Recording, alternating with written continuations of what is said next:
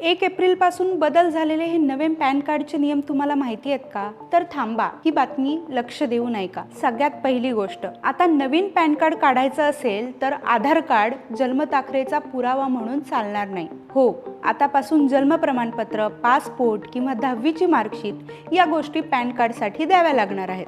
दुसरी गोष्ट, घर, दुकान, फ्लॅट वगैरे घेताना आधी 10 लाखांपेक्षा जास्तीच्या प्रॉपर्टीला पॅन लागायचं, पण आता ही मर्यादा थेट 20 लाखांवर गेली आहे. म्हणजे 20 लाखापर्यंतची जमीन किंवा घर घ्यायला गेलात तर पॅनची गरज लागणार नाही.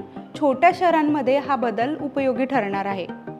आता गाडी खरेदी करणार असाल तर हा मुद्दा लक्ष देऊन ऐका. आधी पॅन कार्ड प्रत्येक 4 चाकी गाडीसाठी लागत होतं, परंतु आता 5 लाखांपेक्षा महाग गाडी घेतली तरच पॅन लागणार आहे. त्यामुळे स्वस्त गाडी घ्यायला गेलात तर कसलंच टेन्शन नाही. हॉटेल रेस्टॉरंटमध्ये जेवायला जाताय तर लक्षात ठेवा, कॅश देऊन 1 लाखांपेक्षा जास्त बिल भरत असाल तर पॅन आवश्यक असणार आहे. आधी ही लिमिट 50,000पर्यंत होती.